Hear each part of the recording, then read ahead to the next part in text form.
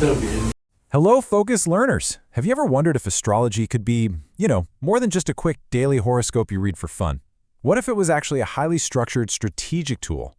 Today, we're diving into a fascinating analysis that asks exactly that. We're going to explore how to use astrology to map out your core life values and, get this, your actual wealth investments. It's kind of like a financial blueprint for your life. Okay, let's dive straight into this. We're going to frame this whole explainer around 4 massive structural questions. 1. How do you prepare your unique birth chart? 2. What is your true life value? 3. Where do your actual wealth sources come from? And 4. How can you use all of this to grow effectively?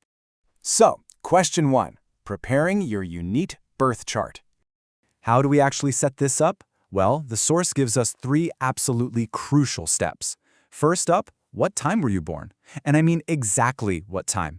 Step 1 requires your birth time literally down to the minute. Now you might be wondering, why so precise?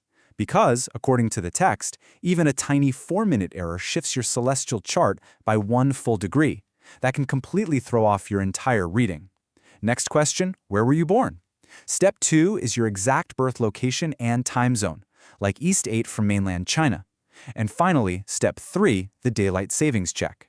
The source actually gives a really specific warning here. If you were born in mainland China between 1986 and 1991, you absolutely have to double-check if daylight savings time applies to you.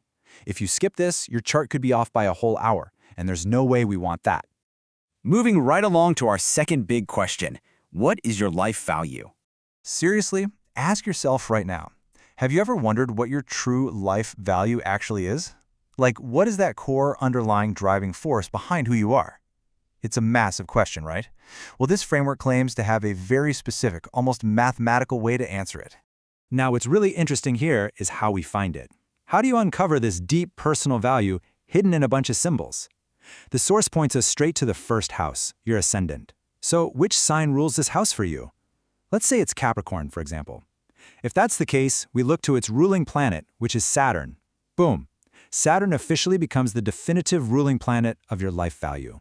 So, what does your specific ruling planet actually mean for you? Let's break down some of these fascinating examples from the data. Is your ruler the sun?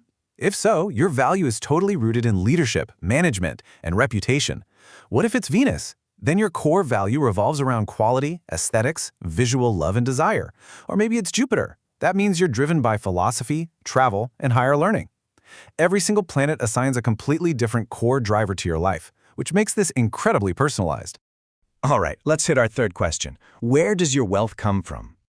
This is the one everyone wants to know, right? Where exactly is your hidden wealth located? Could your birth chart actually point you towards specific industries, maybe certain hard assets, or even particular relationships that just naturally align with your financial success? So, where do we look to figure this out? We just move right next door to the second house. While the first house we just talked about was all about the self, in this system, the second house is the one that strictly governs your resources, your assets, and your wealth. So, how do you find your wealth planet? You use the exact same mechanic we just did. You find the sign ruling your second house and then identify its ruling planet. For example, if your second house is in Aquarius, traditional astrology points its rulership to Saturn. Therefore, Saturn is the planet that indicates where your specific wealth originates. So, where is your money hiding? Let's pull a few really cool examples from the source to put this into perspective. Does the moon rule your second house? If it does, your wealth might actually be tied to oceans, fishing, medicine, or even travel.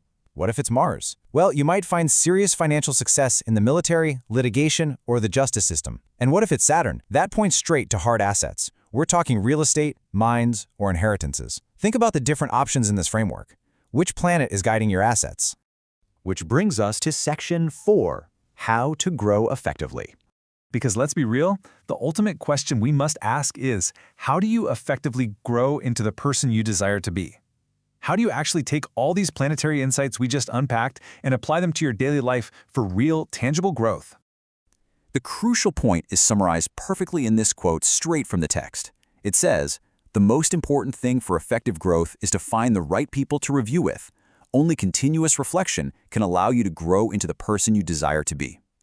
So, what does this actually tell us?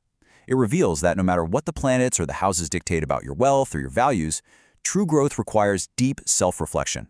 You have to surround yourself with the right community to review your progress.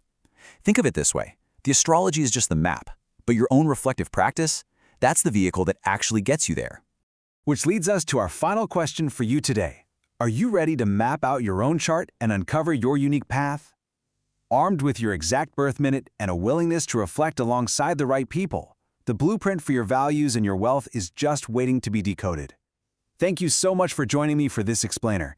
Keep asking those big questions, keep focused on your learning, and I'll catch you next time. 点赞关注，你会越来越棒的。